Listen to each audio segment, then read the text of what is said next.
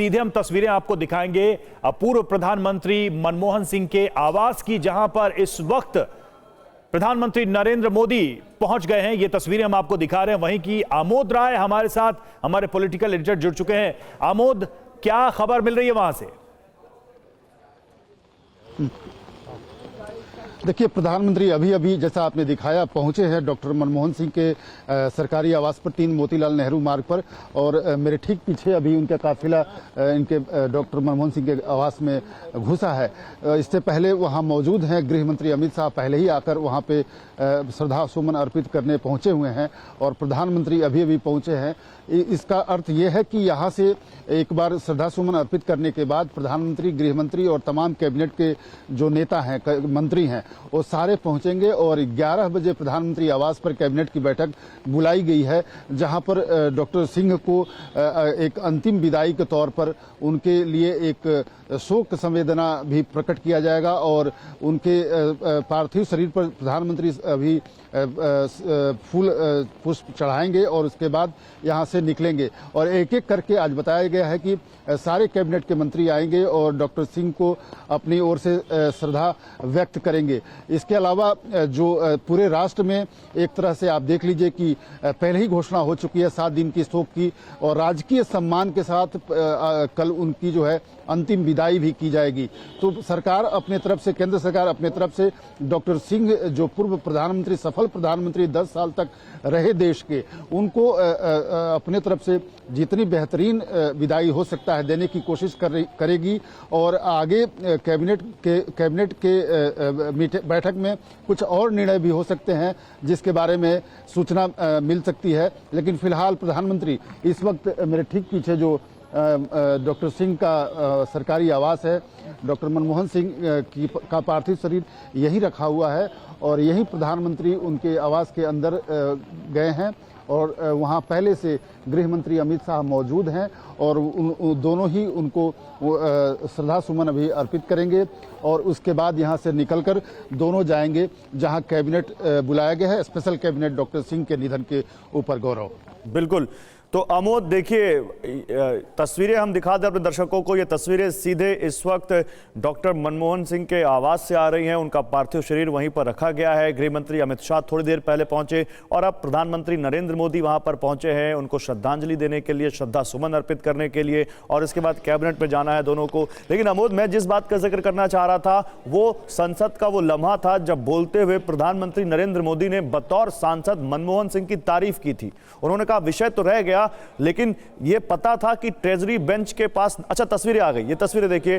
प्रधानमंत्री नरेंद्र मोदी यहां पर आपको दिख रहे हैं श्रद्धा सुमन अर्पित करते हुए इस वक्त डॉक्टर मनमोहन सिंह के पार्थिव शरीर पर। देखिए उनको नमन करते हुए ये तस्वीरें आ रही हैं। वहां पर प्रधानमंत्री नरेंद्र मोदी पहुंचे हैं डॉक्टर मनमोहन सिंह के आवास पर उनको श्रद्धा सुमन अर्पित करते हुए। और एक बड़ा रिगार्ड था प्रधानमंत्री नरेंद्र मोदी के मन में, और अभी है, जो डॉक्टर मनमोहन सिंह के प्रति, जिसका गाहे बगाहे वो जिक्र करते थे। और डॉक्टर मनमोहन सिंह के प्रति अपने रिगार्ड का जिक्र उस भाषण में भी, उस समय संसद में बोलते वक्त भी उन्होंने कहा था कि ये जानते हुए भी कि ट्रेजरी बेंच की जीत होगी और विपक्ष के पास नंबर्स नहीं है, अपने संसदीय कर्तव्य का पालन करने के लिए मनमोहन सिंह जी व्हील चेयर पर संसद में आए, जिसका मैं बतौर सांसद बहुत सम्मान करता हूं। और मैं ये मानता हूं कि उन्होंने लोकतंत्र, मजबूत लोकतंत्र को यहां पर दिखाया है देश को और उसका परिचय दिया है। गृह मंत्री अमित शाह जी को भी आप देख सकते हैं इस वक्त मनमोहन सिंह जी के पार्थिव शरीर पर उन्होंने श्रद्धा सुमन अर्पित किए और उनको नमन किया। उनकी धर्मपत्नी गुरुशरण कौर जी को देख सकते हैं, मनमोहन सिंह जी की धर्मपत्नी जो इस वक्त वहां पर मौजूद हैं। गमगीन परिवार, उनकी बेटी अमेरिका से लौट रही हैं, आज रात तक वो लौटेंगी ये कहा जा रहा है, जिसके बाद अंतिम संस्कार किए जाएंगे। आप देख सकते हैं केंद्रीय मंत्री जेपी नड्डा जी को जो इस वक्त वहां पर पहुंचे हुए हैं, उनको श्रद्धा सुमन अर्पित करते हुए। तो मनमोहन सिंह के आवास पर इस वक्त तमाम वीवीआईपीज पहुंचते हुए उनको श्रद्धा सुमन अर्पित करते हुए, उनको श्रद्धांजलि देते हुए। राजेश जी, मैं आपका अगर इसमें आपसे बात करना चाहूं, ये जीवन भर की कमाई होती है किसी नेता की जब उसको ना रहने पर उस तौर पर याद किया जाए जहां सब उसके बारे में कुछ ना कुछ अपने मन में एक अच्छी याद लेकर बैठे हो। बिल्कुल सही बात है। अच्छी याद इसलिए होती है क्योंकि एक तो नेता या कोई भी इंसान हो उसका व्यवहार कैसा रहता है, जब मुश्किलें सामने आती हैं, जब कठिनाइयों का दौर सामने आता है और आपको आसपास कोई सपोर्ट नज़र नहीं आता है, उस वक्त आप कैसे अपने आप को स्थिर रखते हैं, ये क्वालिटीज़ जो होती हैं, इनकी वजह से लोग उनको याद करते हैं। फिर उनके जो फैसले थे, वो फैसले कितने दूरगामी उनका परिणाम हुए, इस पर भी निर्भर करता है। एक वैसा हिंदुस्तान जो लाइसेंस राज में एकदम डूबा हुआ था, वो सोवियत एरा के समाजवादी कंस्ट्रक्शन के दौर से गुजरा था, उस हिंदुस्तान को आर्थिक विकास की पटरी पर लाना। मैं एक बात, अब मुझे समय दीजिए, एक बात मैं यहाँ कहना चाहता हूँ।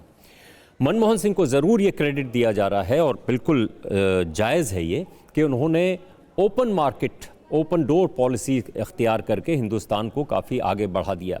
लेकिन उस वक्त के जो पत्रकार हैं, उस वक्त के जो अर्थशास्त्री हैं, उनको याद होगा कि जब भारत का फॉरेक्स जो विदेशी मुद्रा थी वो नीचे जा रही थी और ये लग रहा था अंधकार है चारों तरफ, अंतर्राष्ट्रीय मुद्रा कोष IMF और वर्ल्ड बैंक ने बाकायदा आर्म ट्विस्टिंग करके, मुझे R.K. लक्ष्मण जो टाइम्स ऑफ इंडिया के कार्टून्स थे, उनका एक कार्टून याद है, IMF की बिल्डिंग से डॉक्टर मनमोहन सिंह निकल रहे हैं और उनके दोनों हाथ, दोनों बाहें मुड़ी हुई हैं। ये R.K. लक्ष्मण का कार्टून था। आर्म ट्विस्टिंग करके उन इम्प्लीमेंट किया पॉलिसीज़ को। ये कहा कि $8 बिलियन जो है वो हम सॉफ्ट लोन में हिंदुस्तान को दे सकते हैं। लेकिन जब PV नरसिम्हा राव की सरकार गई और कोalition गवर्नमेंट आने लगी, जब इंद्र कुमार गुजराल, देवेगौड़ा वगैरह आने लगे, तो उन्हीं IMF और वर्ल्ड बैंक ने कहा कि $8.1 बिलियन अरब डॉलर की बजाय अब हम सिर्फ $2.3 अरब जो है वो कर्ज देंगे सॉफ्ट लोन्स में। तो इनकी भूमिका को भी इतिहास में दर्ज होना चाहिए कि भारत का जो ये रास्ता बदला, चाहे बेहतर या जो भी हुआ, लेकिन उसमें अंतर्राष्ट्रीय IMF और वर्ल्ड बैंक की भूमिका बहुत इंपॉर्टेंट रही थी। आमोद, मुझे ये बताइए, अब यहाँ से क्या कार्यक्रम है? उनकी बेटी का इंतजार किया जा रहा है, कब तक आ जाएंगी वो, और फिर यहाँ से आगे क्या कार्यक्रम है? देखिए गौरव, डॉक्टर मनमोहन सिंह की 3 बेटियां हैं, 2 तो यहाँ मौजूद है, लेकिन एक बेटी उनकी अमेरिका रहती हैं, जो बताया जा रहा है कि रात 12:30-1 बजे के करीब भारत पहुंचेंगी। और उसके बाद जो है कल डॉक्टर सिंह के पार्थिव शरीर को कांग्रेस दफ्तर में ले जाया जाएगा और वहां 2 घंटे के लिए कांग्रेस कार्यकर्ताओं और नेताओं के दर्शन के लिए वहां रखा जाएगा और वहां से उनका शव यात्रा निकलेगा और उसके बाद उनके राजकीय सम्मान के साथ राजघाट ले जाकर उनका अंतिम संस्कार किया जाएगा। हालांकि जगह चिन्हित हुआ है या नहीं हुआ है, इसकी अभी जानकारी नहीं है, लेकिन जिस तरह से पूर्व प्रधानमंत्रियों का पहले अंतिम क्रिया हुआ है, अंत्येष्टि हुआ है, उसी ढंग से उनका भी उसी स्थान पर होगा, ये बात बताई जा रही है। लेकिन अभी कैबिनेट की बैठक होनी बाकी है। 11 बजे कैबिनेट की जब बैठक होगी तो उसमें एक रूपरेखा भी तय की जाएगी कि कल चूंकि इनका अंतिम क्रिया जो होगा वो राजकीय सम्मान के साथ होगा, प्रोटोकॉल के साथ होगा, पूर्व प्रधानमंत्री हैं देश के, तो उस हिसाब से क्या क्या चीज़ें वहाँ होंगी। और जो सूत्र बता रहे हैं कि कांग्रेस हो सकता है कि इनके लिए, हालांकि केंद्र सरकार ने अब उस परिणति को पहले ही तय कर दिया है कि अब जमीन वहाँ अवेलेबल नहीं है, तो किसी को जमीन अलॉट होगा या नहीं होगा, कांग्रेस इसकी मांग कर सकती है। जैसा कि सूत्र कांग्रेस के बता सकते हैं कि डॉक्टर सिंह के लिए भी वहां पे जमीन आवंटित किया जाए, लेकिन वो बाद का विषय है। महत्वपूर्ण विषय ये है कि कल इनके शरीर को कांग्रेस दफ्तर में रखा जाएगा और आज उनकी पुत्री रात में यहाँ पहुंच जाएंगी और कल उनकी अंत्येष्टि जो है राजकीय सम्मान के साथ किया जाएगा। गौरव, ठीक है, तो अभी सीधे चलते हैं कांग्रेस मुख्यालय ही। कुमार कुंदन हमारे साथ, हमारे सहयोगी जुड़े हुए। कुमार, कांग्रेस मुख्यालय में क्या देख पा रहे हैं आप? वहां क्या कल के लिए तैयारी नजर आ रही है? जैसा कि आमोद राय भी बता रहे थे, कल पार्थिव शरीर रखा जाएगा करीब 2 घंटे तक और वहां पर कांग्रेस के तमाम नेता कार्यकर्ता लोग उनके अंतिम दर्शन कर पाएंगे। निश्चित रूप से गौरव, इस वक्त मैं AICC दफ्तर में मौजूद हूं और हमारे पीछे जो आप देख सकते हैं, यहाँ पे बाकायदा स्टेज और तमाम तरह की चीज़ें बनाने के लिए सामान वगैरह लाया गया था। लेकिन जब ये पता चला कि उनका अंतिम संस्कार कल किया जाएगा, यानी शनिवार को किया जाएगा, तो उन तैयारियों को थोड़ा विराम दिया गया है और कल के लिए सारी तैयारी करने की योजना है। बताया जाता है कि कल सुबह जो है 2 घंटे के लिए उनके पार्थिव शरीर को यहाँ पे रखा जाएगा। और एक तस्वीर और दिखाना चाहूँगा कि कांग्रेस दफ्तर में जो है हाफ मास्ट दिख रहा होगा आपको, मतलब आधा झंडा जो है वो राजकीय शोक का चूँकि ऐलान किया गया है। और इसके साथ साथ कांग्रेस दफ्तर की जो तस्वीर है वह बताती है कि किस तरीके से पूर्व प्रधानमंत्री को लेकर यहाँ पे तैयारियां और तमाम तरह की चीज़ें चल रही हैं। तो निश्चित रूप से एक आम कार्यकर्ता जो पूर्व प्रधानमंत्री मनमोहन सिंह के दर्शन करना चाहता है वह कल यहाँ पे आ सकता है और उसको लेकर एक बड़ी तैयारी करने की योजना है। गौरव। ठीक है कुमार, आपके पास आते हैं, लेकिन हमारे साथ आनंद भी जुड़ चुके हैं। आनंद, कैबिनेट की मीटिंग के बारे में क्या जानकारी है? क्योंकि अब प्रधानमंत्री और गृहमंत्री दोनों मनमोहन सिंह जी के आवास पहुंचे, वहां उनको श्रद्धा सुमन अर्पित किए। अब कहा जा रहा है कि यहां से जाएंगे, कैबिनेट की मीटिंग है जहां मनमोहन सिंह जी को श्रद्धांजलि दी जाएगी। क्या जानकारी है? देखिए, अब से कुछ देर में यहाँ पे 11 बजे अभी हम प्रधानमंत्री निवास में मौजूद हैं। यहीं पर कैबिनेट की बैठक होगी जिसमें तमाम कैबिनेट मंत्री मौजूद रहेंगे और पूर्व प्रधानमंत्री डॉक्टर मनमोहन सिंह का देश को लेकर जो योगदान है तो उनको याद किया जाएगा। कैबिनेट की बैठक में उनको श्रद्धांजलि दी जाएगी। और हम आपको बता दें कि जो ये वही प्रधानमंत्री निवास है जहां पर 10 साल बतौर प्रधानमंत्री मनमोहन सिंह रहते थे। हालांकि तब इसका नाम 7 RCR यानी कि 7 रेस कोर्स रोड हुआ करता था। अब इसका नाम 7 LKM यानी कि 7 लोक कल्याण मार्ग हो चुका है। और इसी निवास में जब वो 10 साल तक प्रधानमंत्री रहे, उनकी अपनी जो BMW माफ़ कीजिएगा, जो मारुति 800 की कार थी, एक ही कार उनके पास थी जो यहाँ पे खड़ी रहती थी। वो अलग बात है कि वो BMW जो कि चमचमाती कार थी, जो कि पूरे सिक्योरिटी फीचर से लैस थी, उससे चला करते थे। लेकिन पूरे 10 साल तक वो कार यहीं खड़ी रही क्योंकि उनकी वो अपनी पसंदीदा कार थी, उनके पास एक ही कार थी। और ये वही प्रधानमंत्री का निवास है जहाँ पर बतौर प्रधानमंत्री मनमोहन सिंह जब रहा करते थे तो उनके दूसरे कार्यकाल में यानी कि UPA के दूसरे कार्यकाल में तमाम यहाँ पर इसके आसपास प्रदर्शन किए गए, भले वो कोयला घोटाला का रहा हो या फिर निर्भया का मामला रहा हो, तमाम ऐसे रहे। लेकिन मनमोहन सिंह की शख्सियत ऐसी थी जो उन्होंने अपने शेयरों के जरिए भी कई बार कहा कि मुझे हिस्ट्री जो है और दयालुता से मेरे को जज करेगी। और आज जैसे हम देख रहे हैं कि तमाम पॉलिटिकल पार्टीज़ के नेता, पक्ष के हो विपक्ष के हो, उनकी तारीफ कर रहे हैं। लेकिन यही पॉलिटिकल पार्टीज़ के नेता जब वो सत्ता में थे, जब प्रधानमंत्री थे, तो उनकी आलोचना किया करते थे संसद के अंदर और संसद के बाहर। लेकिन उनका जो स्वभाव था, उन्होंने अपने स्वभाव से कभी भी कोई समझौता नहीं किया। जिस तरह का उनका स्वभाव था वो पूरे 10 साल तक उन्होंने बरकरार रखा बतौर प्रधानमंत्री। तमाम आरोप लगे, पार्टी के अंदर से भी उनकी खींचतान हुआ करती थी, उन पर बार बार ये दबाव बनता था कि अब राहुल गांधी को मौका दिया जाना चाहिए, जब UPA का दूसरा कार्यकाल चल रहा था प्रधानमंत्री के लिए। लेकिन वो चुप रहा करते थे और कहा करते कि जो पार्टी फैसला करेगी हम उसका पालन करेंगे। तो मनमोहन सिंह को आज पूरी न सिर्फ देश याद कर रहा है, पूरी दुनिया याद कर रही है। जाहिर तौर पर जो उन्होंने आर्थिक उदारीकरण का दरवाज़ा खोला, आज अगर देश में नौकरियों की भरमार है, रोजगार है, आज इतने इन्वेस्टमेंट आया है, आज अगर ऊर्जा की ज़रूरतें पूरी हो रही है, तमाम कहीं ना कहीं इसका श्रेय आपको मनमोहन सिंह को देना पड़ेगा। उसके बाद की जो सरकारें हैं उन्होंने उनकी जो नीतियाँ थी, उनके जो स्टेप्स थे, उन्होंने जो फैसले किए, उसका फ़ायदा ज़रूर उसके बाद की सरकार ने उठाया, लेकिन श्रेय आपको डॉक्टर मनमोहन सिंह को देना पड़ेगा। बिल्कुल आनंद, लौटेंगे आपके पास। और राजेश जी, एक चीज जो बार बार कही गई है, मतलब जब भी हम उनके पूरे कार्यकाल का बतौर प्रधानमंत्री असेसमेंट करते हैं तो निश्चित तौर पर सोनिया और राहुल का जिक्र आता ही है। एक पार्टी कंट्रोल उनके ऊपर हमेशा रहा और कई बार दबी जुबान में उन्होंने भी इसका जिक्र किया। क्या आप मानते हैं कि अगर ये कंट्रोल थोड़ा कम रहता या थोड़ा फ्री हैंड ज्यादा मनमोहन सिंह को रहता तो कहीं और बेहतर एक लीडर, एक प्रधानमंत्री के तौर पर उभर कर आ पाते वो? देखिए, हर राजनीतिक पार्टी, चाहे वो कांग्रेस हो या BJP हो या दूसरे हो, वो अपने कुछ स्पिन डॉक्टर्स रखती है। नैरेटिव क्रिएट करने के लिए स्पिन डॉक्टर्स होते हैं जिनका काम टेलीविज़न चैनल्स में जाके, अखबारों में लिख करके एक नैरेटिव क्रिएट करना होता है। जो सच होता है उसको अपने तरह से इंटरप्रेट करके जनता के सामने रखना होता है। ये स्पिन डॉक्टर्स का काम कांग्रेस भी करवाती रही है और BJP भी करवाती रही है। जब सोनिया गांधी ने प्रधानमंत्री पद छोड़ा, उस वक्त स्पिन डॉक्टर्स ने कांग्रेस के ये कहा कि सबसे बड़ा त्याग सोनिया गांधी ने किया है और जनता ने इसको स्वीकार किया कि सोनिया गांधी ने बहुत बड़ा त्याग किया है। उसी तरह से आपका सवाल क्या था? मैं आपका सवाल में भूल गया। क्या पूछ रहे थे आप? कि अगर मनमोहन सिंह को ज्यादा फ्री हैंड मिलता, जिस तथाकथित नियंत्रण की बात कही जाती, तो अगर उससे मुक्त होते तो क्या वो एक ज्यादा बेहतर मैं समझ गया आपकी बात। तो स्पिन डॉक्टर्स ने कहा कि सोनिया गांधी को सबसे ज्यादा सैक्रिफाइस किया है। लेकिन दूसरी तरफ भारतीय जनता पार्टी ने विपक्षी पार्टी होने के नाते मनमोहन सिंह को एक रिमोट से चलने वाला खिलौना बताया। अब इस सत्य जो है इसके बीच में कहीं है। मनमोहन सिंह ऐसा नहीं था कि उनका अपना कोई दिमाग नहीं था, अपनी कोई राजनीति नहीं थी, अपने कोई विचार नहीं था, ऐसा नहीं था। उनके और सोनिया गांधी के बीच में एक सामंजस्य था, दोनों के बीच में एक अच्छी अंडरस्टैंडिंग थी कि ये काम आप कीजिए, रिफॉर्म का काम आप कीजिए।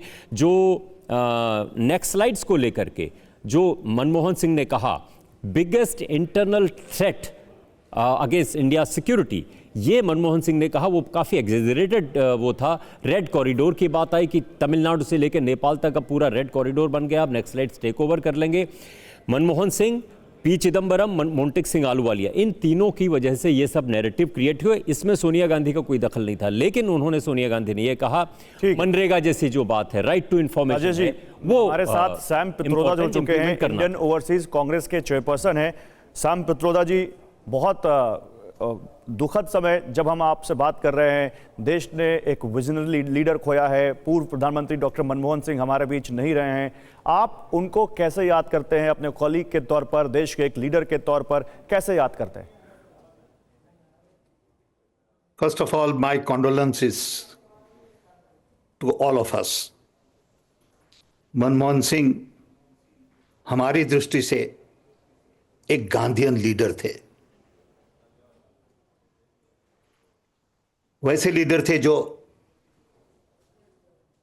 डेमोक्रेसी, डाइवर्सिटी, इंक्लूजन, सस्टेनेबिलिटी पे पूरा ध्यान देते थे। वो सीधे साधे आदमी थे। उन्हें न जरूरत थी पब्लिसिटी की, न जरूरत थी क्रेडिट की। वो सबको साथ लेके काम करते थे। He was not authoritarian. He was a team player. हमने उनके साथ 10 साल तक काम किया। पहले नेशनल एडवाइजरी काउंसिल में सोनिया गांधी के साथ, फिर नॉलेज कमीशन में, और फिर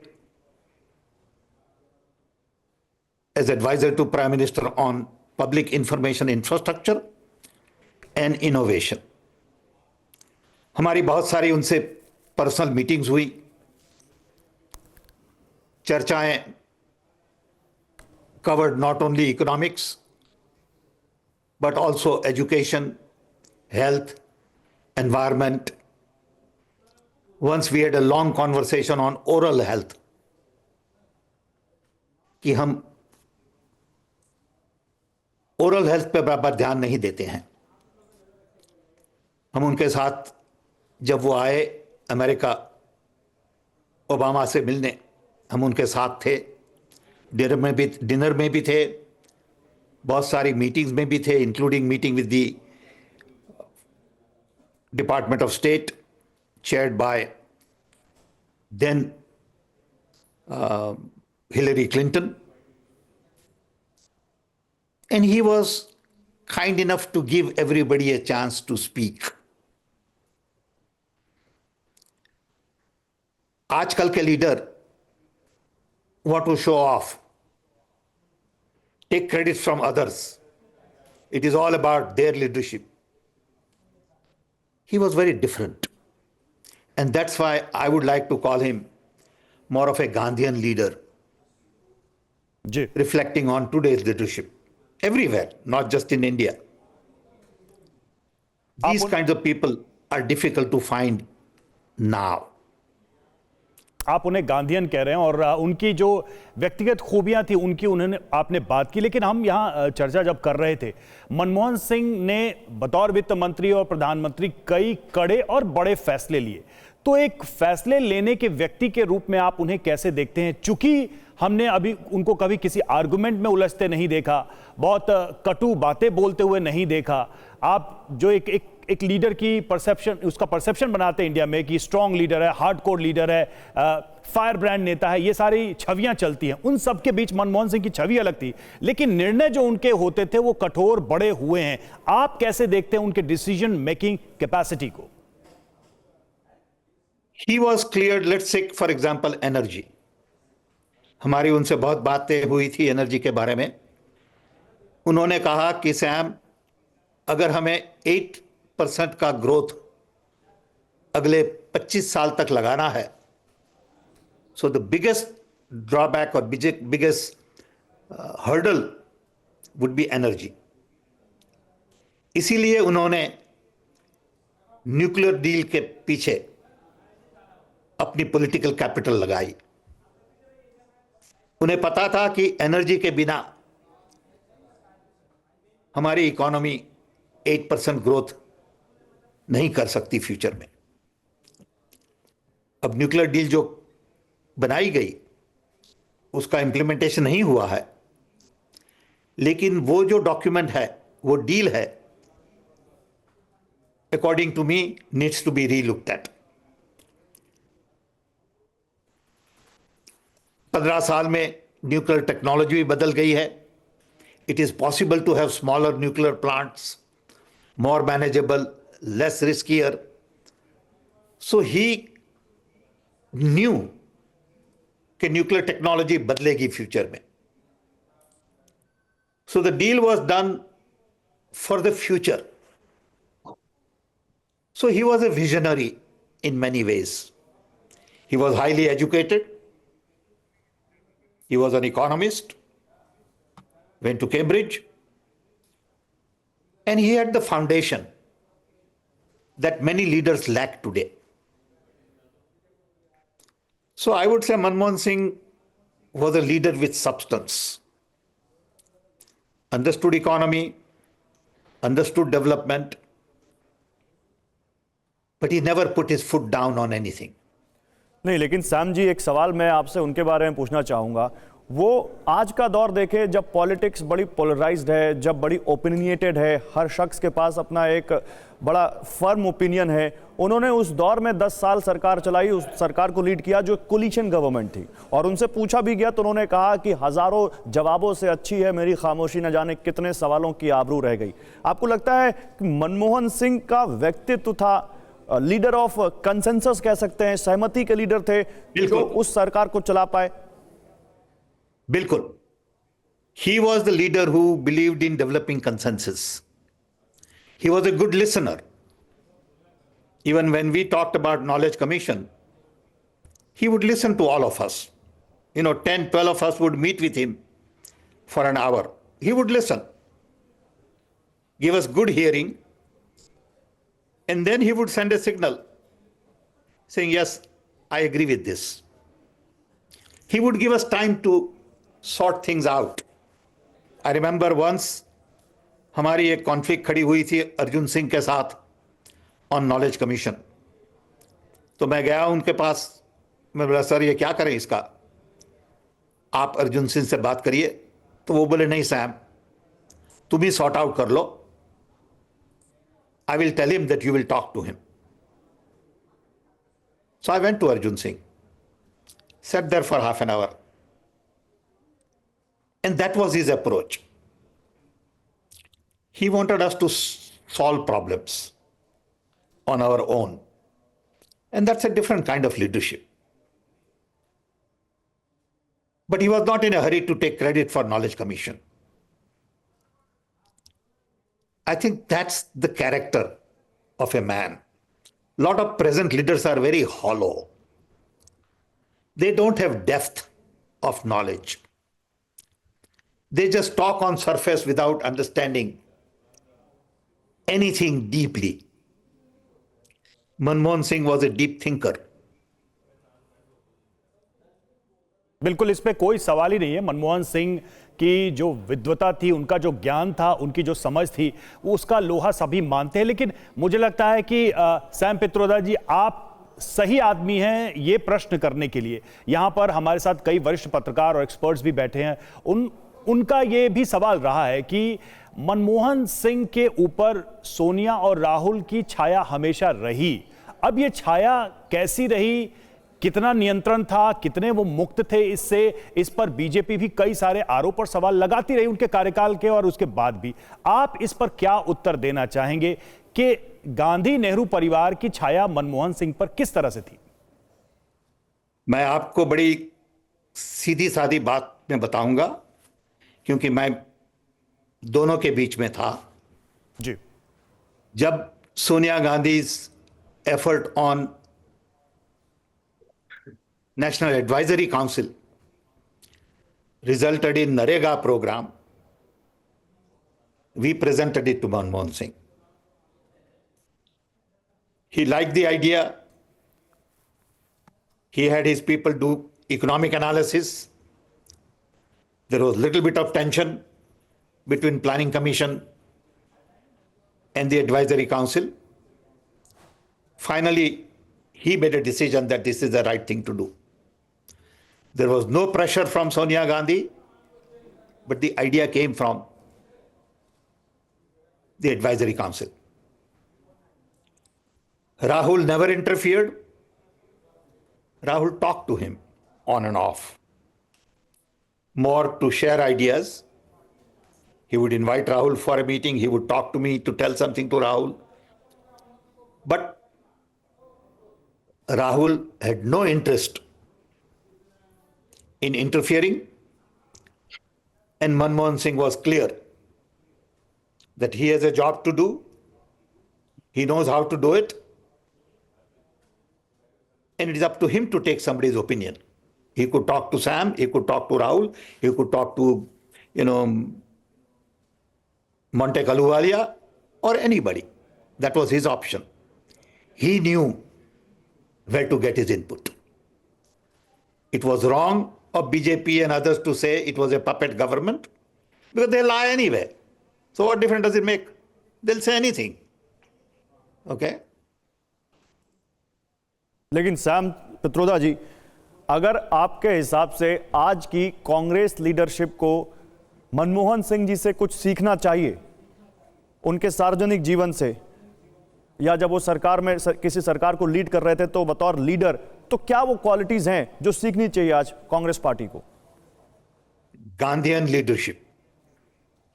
Leadership rooted in truth, trust, collaboration, cooperation, and not command and control.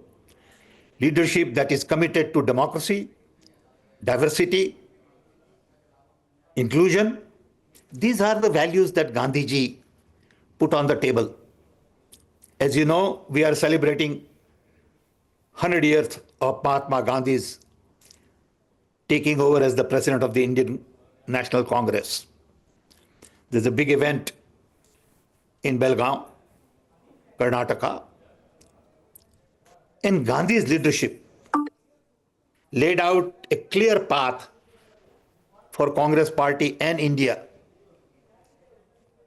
to really build a secular society, a society where poor are paid attention to, a society that is not dividing, a society that is not concentrating wealth, where rich become richer and poor remain poor. I mean, that is the message that Manmohan Singh carried through. जी And that's the message that Congress Party has to carry it through. जी बहुत बहुत In शुक्रिया। this hustle and bustle, ji, ji. that message is getting lost. Ji Because media really promotes a different kind of narrative. A narrative which says leader has to be very strong, dictatorial. Democracy is not good for India. Okay? Let rich become richer and it will percolate down. Ji, So that's the leadership Manmohan Singh talked about and practiced. ठीक है, बहुत It is good to शुक्रिया see my आपका Sam friend. It's Pitroda good to ji. see my friend. एक minute. It is good to see my friend Pushpesh Pant. I haven't seen him for a long, long time. Thank you. Thank you.